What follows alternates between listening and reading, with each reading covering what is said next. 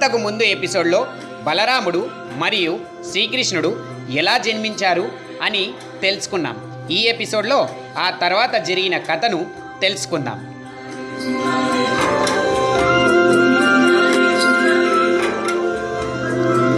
విష్ణుదేవుడు తనను తీసుకొని పోయి రేపల్లెలో ఉన్న నందగోపుని భార్య పక్కన విడిచి అక్కడ ఉన్న బాలికను ఇక్కడికి తీసుకొని రండి అని వసుదేవునికి ఆజ్ఞాపించి సాధారణ శిశురూపం ధరించాడు. అప్పుడు వసుదేవుడు ఇదంతా కలనా నిజమా అని ఆశ్చర్యచకితుడయి తన కళ్ళను నలిపి ఆ పసిబాలుడిని చూస్తున్నాడు. దివ్య మోహనమైన ఆ బాలుడు దేవకి పక్కన పడుకొని కాళ్ళు చేతులు ఆడిస్తున్నాడు. వసుదేవుని హృదయంలో పుత్రప్రేమ పొంగింది. ఆనందంతో ఆ బాలుడిని తన 2 చేతుల్లోకి తీసుకున్నాడు వసుదేవుడు. ఆశ్చర్యం! అతని కాళ్లకు బిగింపబడిన సంకెళ్ళు విడిపోయాయి. బ్రహ్మాండమైన భారము నిర్వహించవలసి ఉంది. తానే బందీఖానాలో ఉన్నాడు. తలుపులు తెరుచుకొని బయటపడడం ఎలా? వీటన్నింటి నుండి బయటపడ్డా కానీ ఈ అర్ధరాత్రి సమయంలో యమునా నదిని దాటడం ఎలా? ఒకవేళ పట్టుబడితే అంతా సర్వనాశనమే కదా అని భయపడుతున్నాడు వసుదేవుడు. ఆ సమయంలో దేవకీదేవి తన బిడ్డను తీసుకొని పాలిచ్చి ప్రేమతో బిడ్డను ముద్దాడి కాలయాపన జరుగుతుందని భయపడి విడవలేక ఆ బిడ్డను వసుదేవుని చేతికి అందించింది. వసుదేవుడు బిడ్డను చేతిలోనికి తీసుకోగానే ఆ బిడ్డ శరీరంలో నుండి ఒక దివ్యమైన తేజస్సు బయటికి వచ్చి కారాగారపు ముఖద్వారం వైపు దారి చూపించింది. అది చూసి ద్వారం వైపుకు కదిలాడు ఆశ్చర్యచకితుడైన వసుదేవుడు ద్వారం దగ్గరకు వెళ్ళగానే తలుపులు తామంతట తామే విడిపోయి ద్వారం తెరుచుకుంది. వసుదేవుడు ఆ బిడ్డను తీసుకొని బయటకు రాగానే కారాగారపు తలుపులన్నీ ముందు వేసి ఉన్నట్టే మూసుకొని పోయాయి. వసుదేవుడు ఆ బిడ్డను తీసుకొని వీధిలోనికి చూశాడు. ధారాపాతంగా వర్షం కురుస్తుంది. కావలి సైనికులు చలికి తట్టుకోలేక ముసుగు తన్ని పడుకున్నారు. కానీ వసుదేవునికి చలి లేదు. బిడ్డను రేపల్లెను చేర్చాలి అనే బాధ్యత కారణంగా చెమటలు పడుతున్నాయి. బిడ్డ శరీరంలో నుండి వచ్చిన తేజస్సు వానలోనికి దారి చూపిస్తుంది. ఆ తేజస్సు వ్యాపించినంత ప్రాంతం వరకు వాన పడట్లేదు. కనీసం జలం కూడా లేదు. భూమి కూడా పొడిగా ఉంది. ఆ తేజస్సు చూపిన దారి గుండా నడవడం ప్రారంభించాడు వసుదేవుడు. అతనికి నలువైపులా వాన కురుస్తుంది. కానీ అతని మీద మాత్రం ఒక్క చినుకు కూడా పడట్లేదు.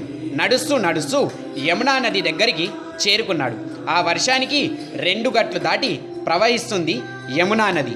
ఆ నదిని దాటడం ఎలా అని ఆలోచిస్తున్న వసుదేవునికి బిడ్డలో నుండి వచ్చిన తేజస్సు నదిలో దారి చూపిస్తుంది. ఇది భగవంతుని ఆజ్ఞ అని భావించిన వసుదేవుడు నదిలో నడవడం ప్రారంభించాడు. 4 అడుగులు వేస్తే కంఠం వరకు నీళ్లు వచ్చింది. నది నీరు ఇంకో అడుగు వేయాలా వద్దా అని ఆలోచిస్తున్న వసుదేవునికి తేజస్సు మాత్రం దారి ముందే చూపిస్తుంది. సరే అని ఆలోచించుకొని అడుగు ముందుకు వేశాడు. ఆ బిడ్డ పాదాలు నదిని తాకగానే నది లోతు తగ్గిపోయింది. వసుదేవుడు చకచకా నడుచుకుంటూ నది ఆవలి తీరానికి చేరుకున్నాడు. కానీ అతను బట్టలు మాత్రం నీటిలో తడి అవ్వలేదు. అక్కడి నుండి త్వరగా నడుచుకుంటూ వెళ్ళి నందగోపుని ఇంటికి చేరుకున్నాడు. ఆ ఇంటి తలుపులు తెరిచి ఉన్నాయి. లోపలికి ప్రవేశించాడు వసుదేవుడు. ఒక మంచం పైన ఒక స్త్రీ పడుకొని ఉంది. ఆమె పక్కన ఒక ఆడ శిశువు ఉంది. వసుదేవుడు తన చేతిలోని బిడ్డను అక్కడ పడుకోబెట్టి ఆనందాశ్రువులు కారుస్తూ ఆ బిడ్డను నమస్కరించి అక్కడ ఉన్న ఆడబిడ్డను తీసుకొని వెనుతిరిగాడు. ఆ బిడ్డలో నుండి కూడా తేజస్సు బయటికి వచ్చింది. ఆ తేజస్సును అనుసరించి యమునా నదిని దాటి కారాగారానికి చేరుకున్నాడు. కారాగార తలుపులు మళ్ళీ వాటంతటావే తెరుచుకున్నాయి. వసుదేవుడు లోపలికి ప్రవేశించగానే మళ్ళీ ఆ తలుపులు మూసుకున్నాయి. చెరసాలలో ప్రవేశించి తన చేతిలో ఉన్న ఆడ శిశువును దేవకి చేతిలోనికి పెట్టి కార్యభారాన్ని నిర్వహించిన తృప్తిలో తన స్థానంలోనికి వెళ్ళి నిల్చున్నాడు వసుదేవుడు. అతని కాళ్ళు మళ్ళీ సంకెళ్లతో బిగిసిపోయాయి. అంతలో దేవకీదేవి పక్కన ఉన్న ఆడ శిశువు గట్టిగా ఏడవడం ప్రారంభించింది. ఆ శబ్దానికి ఉలిక్కి పడి లేచారు సైనికులు. అప్పటికే వర్షం ఆగిపోయింది. వీధుల్లో ఉన్న నీటి ప్రవాహం తగ్గిపోయింది. ఒక సైనికుడు వెళ్ళి దేవకీదేవి 8వ శిశువుని కన్నది అనే సమాచారాన్ని కంసుని మంత్రి అయిన ప్రలంబునికి అందించాడు. ప్రలంబుడు వెంటనే లేచి ఆ విషయాన్ని కంసునికి తెలియజేశాడు. రాత్రంతా నిద్రలేక కంసుని కళ్ళు ఎర్రబారాయి. చాలా కోపంతో కంసుడు అక్కడి నుండి చెరసాలకు బయలుదేరి లోపలికి ప్రవేశించాడు. దేవకి పక్కన ఉన్న పాపను చూశాడు. ఆ పాపను అందుకోవడానికి ప్రయత్నించిన కంసుని 2 చేతులను దేవకీదేవి పట్టుకొని రోధించసాగింది. అన్నా, ఈ బిడ్డ మగపిల్లవాడు కాదు, ఆడపిల్ల, అల్లుడు కాదు, మేనకోడలు. దీనివల్ల నీకు ఎలాంటి ప్రమాదము రాదు. నీవు విన్నది, భయపడ్డది అంతా అబద్ధము. ఈ మేనకోడలు నిన్నేమి చేయగలదు. ఈమెను చంపవద్దు అని గోరున ఏడవసాగింది. కానీ కంసుని గుండె కరగలేదు. ఆమె అష్టమ గర్భాన్ని తలుచుకొని అతడు ఇన్నాళ్ళు చావు కాని చావును అనుభవించాడు అని అనుకొని దేవకితో ఇలా అన్నాడు. దేవకి, నీ అష్టమ గర్భం వల్ల నాకు ప్రమాదం అని ఆకాశవాణి చెప్పింది. ఆ బిడ్డ అష్టమ గర్భాన జన్మించింది. దీన్ని చంపక తప్పదు అని ఆ బిడ్డ కాళ్ళను పట్టి తల్లి వద్ద నుండి లాగి బలంగా నేలపై కొట్టాడు. కంసునిచే నేలపై విసరబడిన ఆ బాలిక కింద పడకుండా అద్భుతంగా పైకి ఎగిరి ఒక రూపం దాల్చి కంసునితో, ఓరీ కంస, నీవు పిరికివాడివై దేవకికి పుట్టిన 6 బిడ్డలను చంపావు. నన్ను కూడా చంపడానికి ప్రయత్నించావు. నా పక్కనే జన్మించి నిన్ను చంపేవాడు వేరొక చోట పెరుగుతున్నాడు అని చెప్పి అంతర్ధానమయ్యింది. ఆ సంఘటన చూసి కంసుడు నిర్ఘాంతపోయాడు. ప్రలంబుడు బిత్తరపోయాడు. మిగతా సైనికులంతా భయంతో వణికిపోయారు. కంసునికి ఏం చేయాలో అర్థం కాలేదు. ఆకాశవాణి మాటలు అబద్ధమా? నారదుని పలుకులు ఒట్టి మాటలేనా? దేవకి అష్టమ గర్భంలో మగపిల్లవాడు పుట్టనే లేదు. పురుడు చెరసాలలోనే వచ్చింది. తనకు నమ్మిన బంట్లు చెరసాలకు కాపలాగా ఉన్నారు. వసుదేవుడు శృంఖలంలోనే బంధించి ఉన్నాడు. ఎటువంటి మోసం జరగడానికి అవకాశమే లేదు. ఒక్క క్షణం కళ్ళు మూసుకొని ప్రశాంతంగా ఆలోచించాడు. జరిగిన మోసమల్లా తాను ఆకాశవాణి మాటలను మరియు నారదుని జోస్యాన్ని నమ్మడం. అనవసరంగా ఆ మాటలు విని ఇన్నాళ్ళు దేవకి వసుదేవులకు కష్టపెట్టాను అని అనుకొని వసుదేవుని శృంఖలాలను విడిపించి దేవకి వసుదేవులను క్షమించమని ప్రార్థించి ప్రలంబునితో దేవకి వసుదేవులను సగౌరవంగా ఇంటి వద్దకు విడిచిపెట్టు అని ఆజ్ఞాపించాడు. దేవకి వసుదేవులను ఒక రథం మీద కూర్చోబెట్టి వారికి ఇంటికి పంపించి తాను కోటలోనికి వెళ్ళిపోయాడు కంసుడు.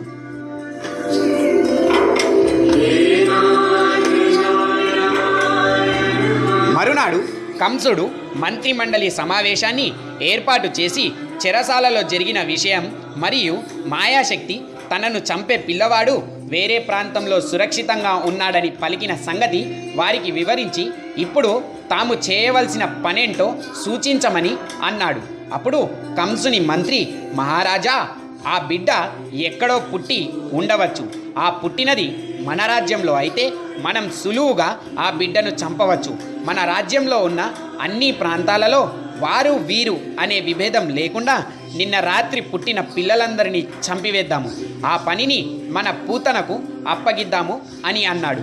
అంతేకాదు, మీ బాహుబలాన్ని తట్టుకోలేక ఈ దేవతలందరూ ఏ ప్రదేశాల్లో దాక్కొని ఉన్నారో వారిని పట్టి హింసిద్దాము. అరణ్యాల్లో దాక్కొని ఉన్న ఋషులను సంవరిద్దాము అని అన్నాడు. మంత్రుల ఆలోచన కంసునికి నచ్చింది.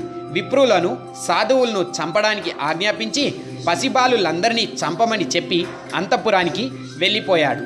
రాజాజ్ఞ పొందిన దానవులు విచ్చలవిడిగా విజృంభించారు. మధుర రాజ్యంలో సాధుజన హింస అడ్డు లేకుండా సాగిపోతుంది. కొంతమంది దానవులు తమ రాజుకు మృత్యుకారుడు అయిన శిశువు ఎక్కడో పెరుగుతున్నాడని, ఆ శిశువును తెలుసుకోవడం అసాధ్యం కనుక ఏ ఒక్కరిని విడిచిపెట్టకుండా ఆ వారంలో పుట్టిన బిడ్డలందరినీ చంపితే గాని తమ రాజుకు మృత్యుభయం పోదని వారి నమ్మకం. కానీ కొంతమంది ముఖ్యుల ఇళ్లలో పసిబిడ్డలున్నారు. ఆ ఇళ్లలో దౌర్జన్యంగా ప్రవేశిస్తే తిరుగుబాట్లు తప్పవు కనుక వారిని ఉపాయంగా చంపాలి. ఆ పని చేయడానికి పూతన అనే రాక్షసిని నియమించారు. పూతన కామరూపిణి, అంటే ఆమె ఏ రూపం కావాలంటే ఆ రూపం ధరించగలుగుతుంది. ఆమె రాజకుటుంబపు స్త్రీ రూపంలో ప్రముఖుల ఇళ్లకు వెళ్ళి ఆడవారితో మంచి కబుర్లు చెప్తుంది. ఎవరైనా పిల్లల తల్లి ఆమె ఇంటికి వస్తే ఆదరించి కూర్చోబెట్టడం, వారి బిడ్డల యోగక్షేమాలు తెలుసుకోవడం, తర్వాత రోజు వారింటికి వెళ్ళి బిడ్డలకు పాలివ్వడం, వారిని ఆశీర్వదించి వెళ్ళిపోవడం వంటి పనులు పూతన చేస్తుంది. పూతన ఇంటి వద్ద నుండి బయలుదేరే సమయంలోనే తన స్థనాలకు విషం పూసుకొని బయలుదేరేది. ఆ కారణంగానే ఆమె పాలిచ్చిన బిడ్డలు కొద్ది క్షణాల్లోనే చనిపోయేవారు. ఒకచోట జరిగిన సంఘటన మరొక చోట తెలిసే లోపే తన పని పూర్తి చేసుకొని వేరే ప్రాంతానికి వెళ్ళేది. ఆమె ఒకచోట ప్రదర్శించిన రూపం మరొక చోట ప్రదర్శించేది కాదు.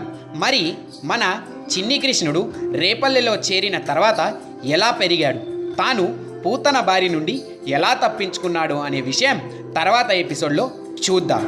మీరు కూడా ఆ భగవానుని లీలలు ఏమైనా చెప్పాలనుకుంటే నా ఎఫ్బి ఐడి లేదా నా వాట్సాప్ నంబర్కి మెసేజ్ చేయండి. నా ఎఫ్బి ఐడి yogiraj.vaidya@gmail.com మరియు నా వాట్సాప్ నంబర్ 7207377736. మరిన్ని ఇంట్రెస్టింగ్ టాపిక్స్ మీద మీకు వీడియోస్ కావాలి అనుకుంటే నా మైత్రేయ యూట్యూబ్ ఛానల్ని సబ్స్క్రైబ్ చేయండి. Friends, this is Yogiraj Mahesh వైద్య సైనింగ్ అవుట్. Bye-bye.